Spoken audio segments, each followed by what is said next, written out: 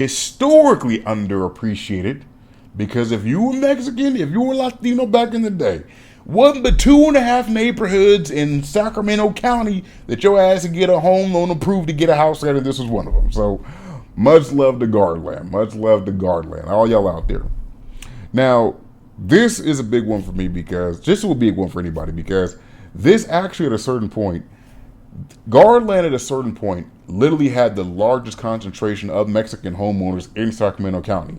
Dead ass. I know a lot of people do not talk about the neighborhood because it's kind of like far out there. I kind of feel the neighborhood's always historically been neglected. Like even when you go back in the day, it's kind of always been a quote unquote agricultural low key farm worker community. Back in the day, it was started by immigrant farm workers, railroad workers as well. My uncle's family, they came there from Texas. Also, while I'm saying that, honorable shout out to the Robles family, to the family of Robles, Josefino Robles. From what I understand, this actually was the first Mexican family to actually live in the neighborhood back in 1925. When that neighborhood was established, even till now, it's always been a working class neighborhood and it's always dealt with certain struggles. Why? Case in point, the sewage system and sidewalk shit. Those of y'all who are from there probably know what I'm talking about, or your family knows what I'm talking about. Because it was a quote-unquote unincorporated community, and also at the time, the excuse that they use is when the neighborhood was, formed from North Sacramento. This was back in the day when North Sacramento was not a part of Sacramento. You gotta remember that. The Great Depression hit. They literally went 50 fucking years without getting sidewalks, without getting lights, without getting drainage system, none of that. So it always was like this essentially kind of farmy kind of agriculture. You kind of just lived off the land. Funny story.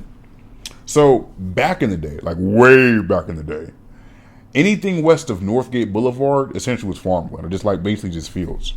From what I'm understanding, those of y'all who are from that era, correct me if I'm wrong, what is now South Natomas, much less than Natomas, that actually used to be tomato fields. And a lot of the people who worked at Gardenland, some of them worked at factories. One of them, I know my uncle's dad, he worked at McKellen Air Base. A lot of them worked in those tomato fields. Another thing that's really significant about this community is you got to remember a lot of people there, like I said, a lot of them were homeowners, and a lot of people who lived there didn't have a. My uncle's dad, Manuel Laforme, que descansa paz él. I'm gonna stop speaking in Spanish like that because he didn't even speak Spanish like that. But like, he said on Gardenland City Council for a long time. And he, in this interview he did with the Sacramento Bee newspaper, he was talking about that, like how when he moved from Texas, he came there working as an engineer, had a good ass job in McKellen at the Air Force Base, and he said, I literally saw people, my white counterparts who work at the base with me, who were making less money than me, get approved for homeowners, get approved for houses and neighborhoods that I couldn't get approved from. And that was the case with a lot of Latinos back in the day. It's the same thing with blacks. That's how we started going to the West End. That's how we started going to Oak Park when Oak Park was in a decline.